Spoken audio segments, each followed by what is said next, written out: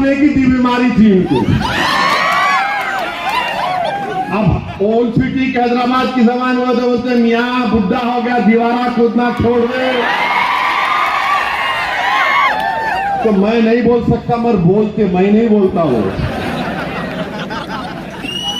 उसमें भी बोलता हूं आपको। तो आपटे क्या थे, शादी कर लिए, मंगल रंगीले थे, तो आपटे क्या करे, एक क्रिश्चियन बच्ची थी, उसका नाम मनोरमा था, उससे इश्क में मुब्तला हो गए।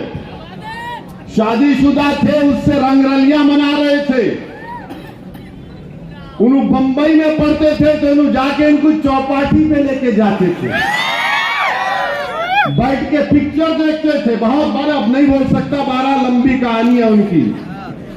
और इसको बोल के गए कि मैं दिल्ली जा रहा हूं, बोले नहीं कि गांधी को मारने जा रहा हूं, मैं दिल्ली जा रहा हूं, फिर बाद में आ तो अपन फिर मिलेंगे।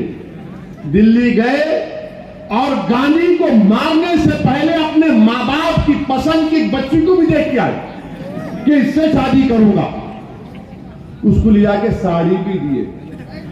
अब इसको क्या बोलते बोलो, शादीशुदा है और फिर आप एक से इश्क लड़ा रहे हैं, उसको भी धोखा और जाके तीसरी को बोला मैं तेरे से शादी करूंगा। और फिर गांधी को कत्ल करने के बाद वापिस आकर मनोरमा के साथ मनोरमा कर रहे थे। तो जब उसको पुलिस जाकर बोली कि ये आपटे है, पापी है, ये गांधी का कातिल है, तो मनोरमा ने कहा, यकीन नहीं आया उसको। उसने कहा कि इस फोन पर ठहरो, उसका फोन आने वाला है। फोन आया तो उस वक्त की पुलिस को मालूम हुआ कि आपटे एक जगह पर है, वहां जाकर आपटे को पकड़ लिए। अब इसको क्या बोलेंगे बीजेपी वाले, इसको क्या बोलेंगे बीजेपी वाले, बोलो।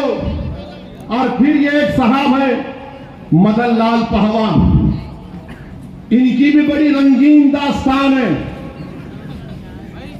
अहमदनगर जो महाराष्ट्र में है, वहां की एक बहुत बड़ी तवायफ औरत थी। हाँ तुम सुनो, अभी रंगीन बात करो, तुम्हारे को एक साइड उड़ो, बैठे रहो। ये मदनलाल पावा साहब अहमदनगर में थे, तो इनको माल, वहां पर एक तवायफ की बेटी थी। वो तवायफ की बेटी से इसमें मुब्तला हो गए और उसके साथ उन्होंने जो भी, तो मदनलाल पहलवा, उसका नाम शेवंती था। क्या नाम था उसका? शेवंती। ये मदनलाल पहलवा भी गांधी के कत्ल में मुलविस थे। ये रेफ्यूजी थे पाकिस्तान उस वक्त के, वहां से आए थे। गांधी के कत्ल के बाद जब इनको गिरफ्तार किया गया, तो ये शेवंती, जिसने कसम खाई थी कि मैं तवायफ की तरह जिंदगी नहीं गुजारूंगी, मैं मदनलाल पहलवा के साथ शादी करूंगी, उसका दिल इतना टूटा कि वो अपनी मां की तरह तवायफ बन गई। ये वो लोग हैं, अरे ये लोग धोखा देने वाले हैं, ये लोग गंदे लोग हैं। और 1988 में शेवंती की मौत हुई। अब आप बताओ, अच्छा ये मदनलाल पहलवा गांधी के कत्ल में सजा हुई, फांसी नहीं हुई थी, छूट गए। 64 में छूटे, तो 64 में छूट गए तो लैला के पास जाना ना, देखो मैं आ गया, नहीं गए, शादी कर लिए। इन्हों आके हमको आईना दिखा रहे, अरे तुम्हारी तारीफ को जानता हूं मैं, तुम्हारा सिजरा खोल सकता हूं पूरा। अब खाली 2 एग्जाम्पल दिया हूं, अगर और दूंगा तो बहुत तकलीफ हो जाएंगी बीजेपी संघ परिवार वालों को। अब आप हमको बोल रहे लव जिहाद। अच्छा वो एक भोपाल का मजे का किस्सा हुआ, पढ़े अखबार में? नहीं पढ़े, नहीं पढ़ते तुम लोग, खैर मैं ही पढ़ा। वो एक बीजेपी की एमपी है मोहतरमा, उन पे बहुत बड़ा वो मालेगांव का मुकदमा चल रहा। तो बच्ची के अम्मा बाबा उनको जाके बोले, मैडम हमारी बच्ची किसी के इश्क में मुब्तला हो गई। तो बोले उसका एक ही इलाज है, उसको ले जाकर केरला पिक्चर दिखाएंगे। क्या नाम है केरला? हमारे एमएलए अच्छा जानकारी रखते हैं। तो बहरहाल केरला स्टोरी लिख जाके वो मैडम दिखाए बच्ची को, उन्हें देखने के दिन उसी रात अपने घर से भाग गई। अरे क्या दिखाया रे भाई तू उसमें? वो भाग गए। मीडिया लिखा, मैंने लिखा, वो भाग गए। इसीलिए हम बोल रहे गवर्नमेंट से, ये इश्क के मामलात में मत आओ आप। जो सही कर रहा है कर लें दो, मगर आप कबाब में हड्डी नहीं बनेंगे बल्कि पत्थर बनेंगे। अब आप बोलते लव जिहाद। अच्छा, अगर महाराष्ट्र में लव जिहाद हो रहा है तो एक एस्टिमेट दो, नंबर दो कि अहमदनगर में ये हुआ, कोल्हापुर में ये हुआ, सांगली में हुआ, वेस्टर्न महाराष्ट्र में हुआ, मराठवाड़ा में हुआ।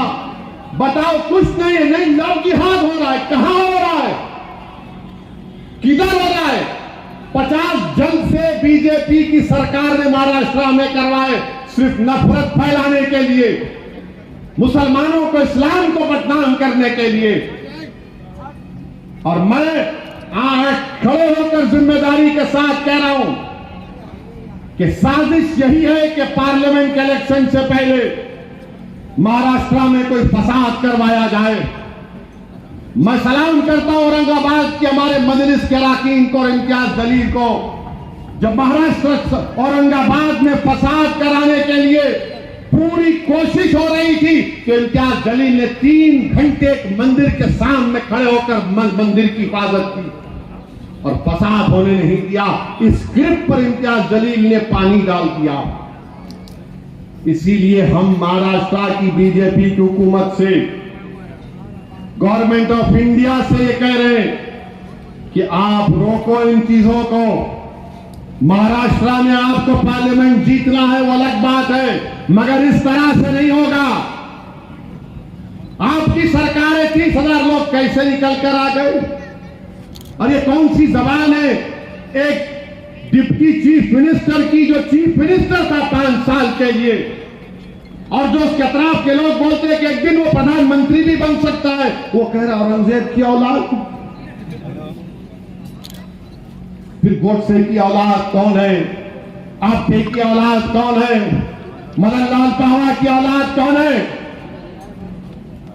मेरे अजीज दोस्तों और बुजुर्गों, फिर आप देखेंगे मध्य प्रदेश में दामू एक जिला है, वहां पर एक गंगा जमुना स्कूल है। स्कूल ने इश्तिहार दिया कि हमारे पास इतने बच्चियां पास हो गए आला दर्जात में। एक बच्ची की फोटो थी दुपट्टा डाले हुए, तो मध्य प्रदेश के चीफ मिनिस्टर का बयान आ गया, मैं अपनी भतीजियों और भांजियों पर जबरदस्ती हिजाब डालने की मुखालिफत करता हूं। गंगा जमुना स्कूल में पहुंच के उसका एफिलिएशन कैंसिल कर दी बीजेपी ने। फिर कलेक्टर को बोले, दामों के कलेक्टर गए, कलेक्टर जाकर देखे तो मालूम हुआ कि ऐसा कोई जबरदस्ती है ही नहीं, किसी को हिजाब, निकाब या दुपट्टा का प्रेशर ही नहीं है। कलेक्टर ने ट्वीट किया कि सब बकवास है, झूठ है। एसपी ने कहा कि झूठ है, वहां के सुप्रीम पुलिस ने, मगर उसके बावजूद भी मुख्यमंत्री बोले नहीं कुछ तो है। उसके बाद क्या हुआ कि वहां पर उस जिले के बीजेपी के सदर ने डिस्ट्रिक्ट एजुकेशन ऑफिसर जब अपने ऑफिस को जा रहा था तो उसके मुंह पर काली इंक फेंक दी कि तूने सही रिपोर्ट नहीं दी, वहां पर बच्चियों को, हिंदू बच्चियों को हिजाब पहनाया जा रहा है। कलेक्टर बोल रहा है, एसपी बोल रहा है, मगर नफरत है मुसलमानों से, नफरत है, हमारी बच्चियां हिजाब पहनती हैं। इससे बढ़कर और क्या कह सकता हूं मैं।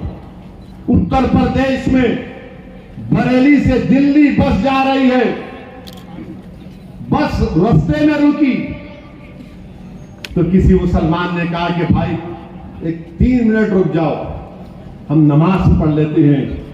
नमाज पढ़े तो क्या हुआ, 3 मिनट से 2 मुसलमान नमाज पढ़े तो कृष्णपाल सिंह ड्राइवर को और मोहित यादव जो कॉन्ट्रैक्ट का एम्प्लॉय, कृष्णपाल यादव को सस्पेंड कर दिए, मोहित यादव को बरतरफ कर दिए। क्या बोलते, सिर्फ 2 मिनट बस ज्यादा रुकी, मुसलमान नमाज पढ़े। अरे नमाज पढ़े तो क्या कयामत आ गई बोलो।